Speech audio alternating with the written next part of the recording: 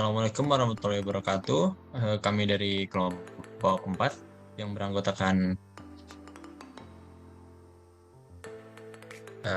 saya sendiri, Alvin Rufailah Ramli, Ahmad Jidan Abrar, Brian Hans Channing Penjahitan, Farhan Fajar Sidik, Maulana Rifki Yudira, Michael Lambok, dan Wida Layan Nafisa akan mempresentasikan mata kuliah Consumer Behavior dengan judul Motivation and Effect. Apa sih motivasi itu? Motivasi adalah dorongan yang dari dalam diri sendiri atau dari lingkungan yang menjadi faktor penggerak tujuan yang ingin dicapai. Jika dikaitkan dengan konsumen, motivasi sebagai suatu dorongan yang menggerakkan konsumen untuk memutuskan pembelian barang atau menggunakan jasa. Jadi secara keseluruhan, motivasi itu dapat diartikan sebagai pemberdaya, penggerak yang menciptakan kegairahan seseorang agar mereka mau bekerja sama, bekerja efektif, dan terintegrasi dengan segala upayanya untuk mencapai kepuasan. Selanjutnya ada needs dan purpose.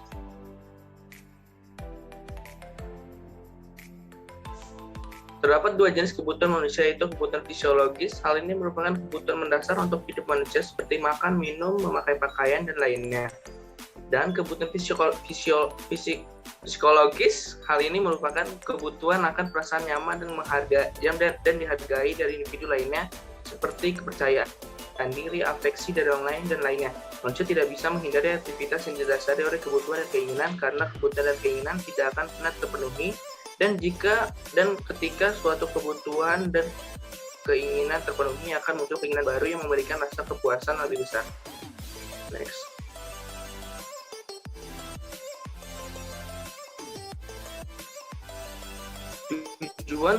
Tujuan motivasi yaitu hasil yang dicari dari perilaku termotivasi dan berorientasi pada semua perilaku manusia.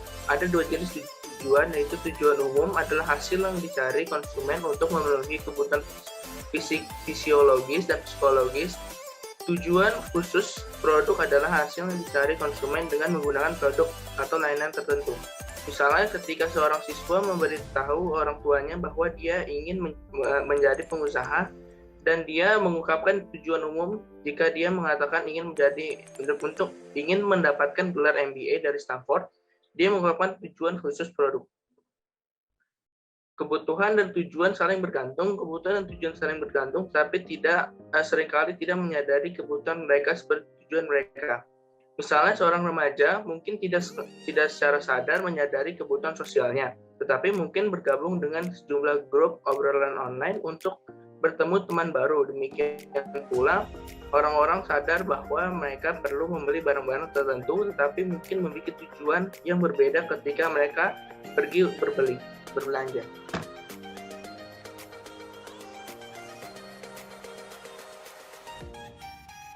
Oke. Selanjutnya yaitu ada beberapa faktor yang dapat memotivasi.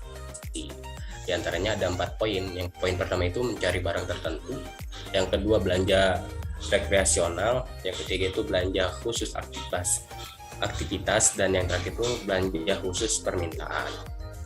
Bisa di next. Nah, selanjutnya yaitu ada kekuatan motivasional, baik dengan tujuan hedonis maupun utilitarian. Terdapat suatu tingkat tensi yang mempengaruhi urgensi konsumen dalam mengatasi tensi itu bergejolak lebih lama. Fenomena ini biasanya didefinisikan sebagai dorongan. Terdapat beberapa teori yang mengenai bagaimana dorongan ini mempengaruhi perilaku konsumen. Di antaranya ada 2 teori. Pertama yaitu teori dorongan itu sendiri, dan yang kedua teori ekspektasi. Oke, yang pertama itu ada teori dorongan berfokus kepada kebutuhan biologis untuk menghasilkan suatu ketidaknyamanan seperti rasa lapar, haus, sakit, dan lainnya. Untuk teori ekspektasinya itu penjelasan umum mengenai teori ini berfokus pada motivasi yang memiliki tujuan dari faktor kognitif dibandingkan faktor biologis. Teori ini mensugestikan bahwa terdapat ekspektasi dalam mencapai suatu output yang memuaskan secara positif dibandingkan hanya dorongan untuk memotivasi individu dalam melakukan suatu perilaku. Ya, seperti contohnya ini, bagaimana individu memilih suatu barang karena terdapat ekspektasi bahwa pilihan yang dia pilih memberikan konsekuensi yang lebih positif dibandingkan pilihan yang lainnya. Oke, selanjutnya akan dilanjutkan oleh rekan saya. Baik, selanjutnya mengenai teori motivasi. Manusia sebagai makhluk sosial tentu memiliki suatu ciri khas yang hampir berupa satu sama lain. Walaupun begitu, tiap individu menentukan prioritasnya berbeda dengan orang lain, seperti kebutuhan psikologis yang berbeda. Untuk memahami perbedaan prioritas yang mengakibatkan perbedaan motivasi antar individu, terdapat dua macam teori motivasi yang dikenal secara umum, yaitu teori segitiga Maslow dan teori motivasi McGuire. Berikut penjelasannya. Yang pertama ada teori segitiga motivasi Maslow. Teori ini merupakan teori psikologi yang membagi motivasi suatu individu atas 5 tipe dengan kebutuhan berbeda. Untuk model dari teori ini berbentuk segitiga di mana bagian terbawah merupakan jenis motivasi yang paling mendasar dan memiliki oleh mayoritas individu, dan semakin ke atas maka motivasi menjadi semakin eksklusif dan hanya dimiliki oleh sebagian individu yang telah mencukupi kebutuhan motivasi mereka di level sebelumnya. Berikut tipe-tipe segitiga motivasi Maslow. Yang pertama ada kebutuhan fisiologis. Dalam tipe ini merupakan kebutuhan dasar seperti kebutuhan pangan, sandang, dan papan. Yang kedua ada kebutuhan sosial. Dalam tipe ini merupakan berhubungan dengan individu lainnya seperti kebutuhan berteman, berjaring, atau menyukai lawan jenis. Yang ketiga ada kebutuhan keamanan, merupakan kebutuhan yang berhubungan dengan rasa aman dalam menghadapi suatu permasalahan atau bahaya atau situasi, seperti kebutuhan keamanan pribadi, keamanan dalam segi karir, atau keamanan dalam finansial. Yang keempat ada kebutuhan penghormatan. Dalam tipe ini kebutuhan yang diperlukan merupakan kebutuhan akan merasa dihormati atau dihargai dalam kehidupan bermasyarakat, seperti kebutuhan akan status sosial yang tinggi, memuaskan ego, atau menjadi prestisius. Yang kelima ada kebutuhan aktualisasi diri. Dalam tipe ini merupakan kebutuhan akan memiliki perasaan bahagia dan terpuaskan dalam seluruh aspek hidup yang individu miliki. Contoh dari kebutuhan ini yaitu memiliki passion atas suatu hal bisa memberikan pengaruh terhadap alam dan lainnya. Selanjutnya akan dibahas oleh teman saya.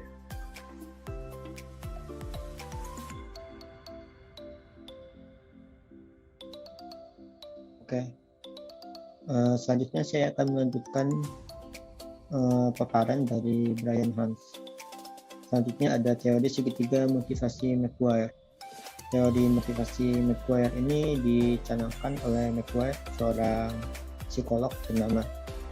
Ia menjabarkan bahwa motivasi di setiap individu itu berbeda-beda dan akan tetapi bisa diklasifikasikan dalam 14 jenis tipe dan klasifikasi dengan tujuan tertentu. 14 klasifikasi itu antara lain kebutuhan atribut atas suatu penyebab, konsistensi, isyarat, kategori, pembaharuan, independensi, menjaga ego, mengekspresikan diri, bantuan, tuntutan, permodalan, afiliasi, utilitarian secara natural, dan hedonis secara natural.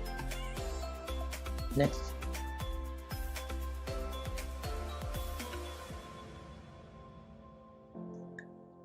Yang terakhir ada kebutuhan psikologis Murray. Psikolog Henry Murray mengembangkan suatu framework kebutuhan psikogenik yang membicarakan mengenai suatu perilaku tertentu.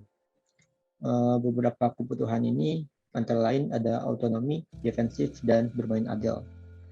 Framework ini dikembangkan oleh Henry Murray ini menjadi dasar dari beragam tes psikologi, terutama tes personalitas yang ada di masa kini. Salah satu contoh yang terkenalnya adalah tematik apperception test atau TAT. Next.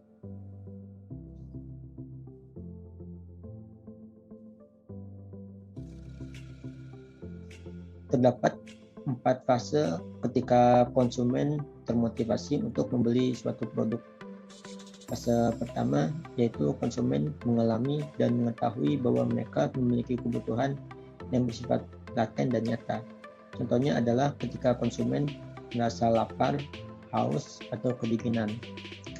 Yang kedua, ketika kebutuhan ini telah diketahui dan dialami, konsumen akan mengalami ketidaknyamanan dan keinginan untuk mengisi kebutuhan mereka untuk mengatasi masalah yang sedang mereka alami. Contohnya di sini adalah ketika seseorang lapar di siang hari, dia akan berpikir untuk mengevaluasi opsi makan siangnya untuk mengisi kebutuhan fisiologisnya dan mengevaluasi bagaimana caranya ia mengusir rasa lapar yang membuat dia tidak nyaman. Yang ketiga, ada motivasi untuk mengisi kebutuhan ini akan berubah menjadi keinginan disertai dengan tujuannya spesifik terhadap suatu kategori atau produk spesifik. Contoh dari fase ini yaitu ketika seseorang akan berpikir untuk membeli nasi goreng misalnya.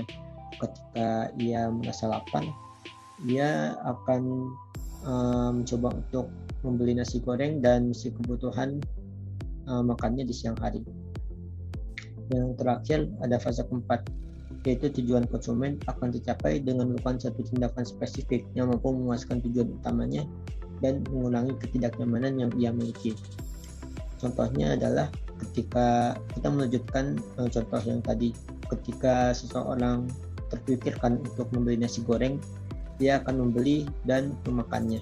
Proses makannya itu akan membuat ia merasa tidak lapar lagi dan menghilangkan ketidaknyamanan yang ia miliki. Selanjutnya akan dijelaskan oleh teman saya.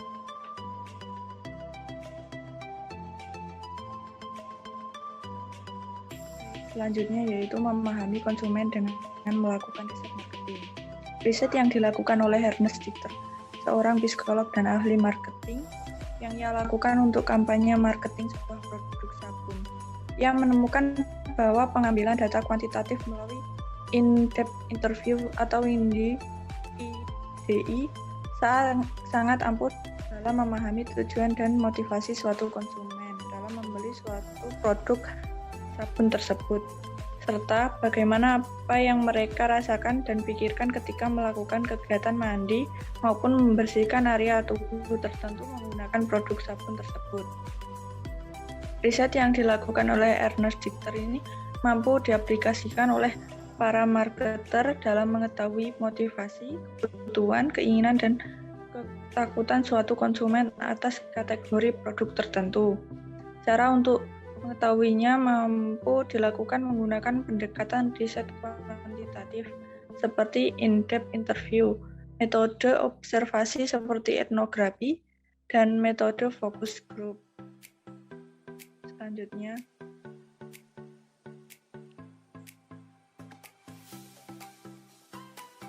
Selanjutnya yaitu inovasi dan personalitas lain yang mempengaruhi perilaku konsumen.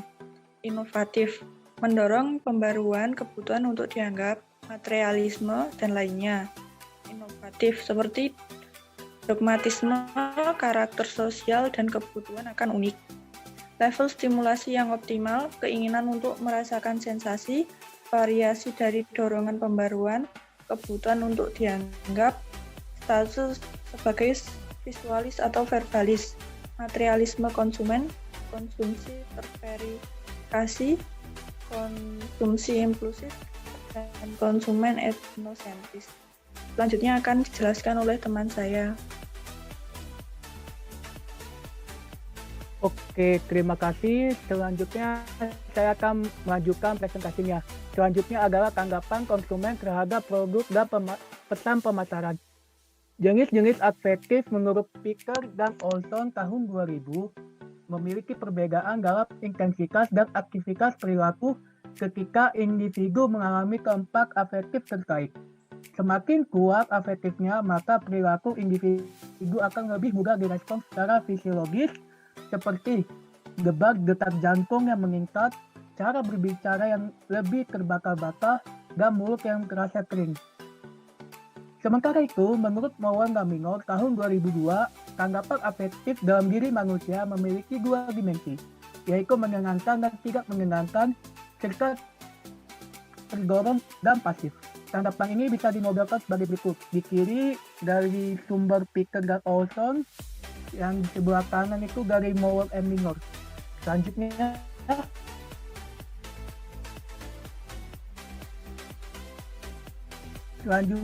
adalah sistem afektif. Sistem afektif yang dimiliki oleh konsumen pada umumnya dibagi menjadi 5 dasar. Yang pertama, sistem afektif umumnya reaktif. Afektif mampu bekerja secara otomatis dan dengan rentang waktu yang lebih cepat. Yang kedua, kontrol yang dimiliki oleh masyarakat dalam mengendalikan afektif cenderung kecil, tetapi individu tetap mampu mengontrol afektif mereka secara tidak langsung dengan mengubah perilaku yang mampu memicu afektif atau pindah ke tempat lain yang tidak memicu afektif tersebut. Yang ketiga, respon afektif dari tubuh mampu dijalankan melalui mekanisme fisiologis. Gerakan atau respon tubuh menjadi suatu perilaku yang mencerminkan bagaimana perasaan yang individu alami. Contohnya, tersenyum, cemberut, atau selainnya. Yang keempat, sistem afektif juga bisa timbul akibat berbagai rangsangan. Contohnya, konsumen ketika membeli suatu barang, ia bisa juga mengkritisi atau mengkritik apakah pelayanan atau lingkungan di tempat ia membeli barang. Yang kelima, tanggapan yang paling berpengaruh pada sistem afektif adalah belajar. Penilaian yang dimiliki oleh individu banyak didasari oleh proses belajar yang dilakukan oleh individu terkait dalam menghadapi berbagai persoalan yang ia hadapi di kehidupan sehari-hari. Oke, sekian presentasi dari kelompok kami. Selebihnya mohon maaf atas kesalahan. Wassalamualaikum warahmatullahi wabarakatuh.